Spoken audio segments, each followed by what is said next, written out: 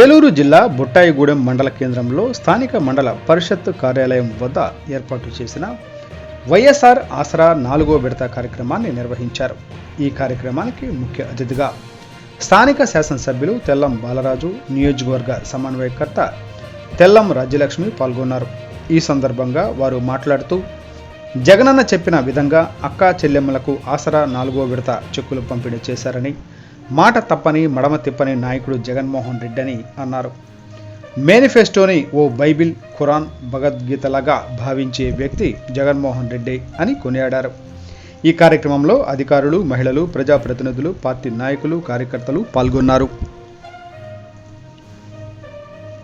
ఎక్కడెక్కడ ఏ జిల్లాలో నేల ఈనింద ఆకాశం చిల్లు పడినట్టు ఉంది. ఈరోజు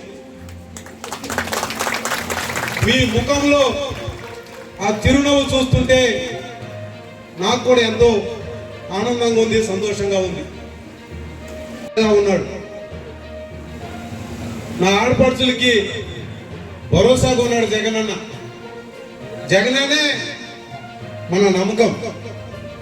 జగనన్నే మీకు ఒక అన్న, ఒక తమ్ముడు.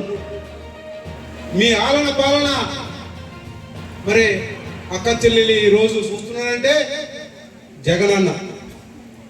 జగనన్న చెప్పాడంటే చేస్తాడు అని చెప్పడానికి నిదర్శనం ఈరోజు 9 పథకాలు మనకి ఎన్నికల్లో హామీని ఇచ్చాడు.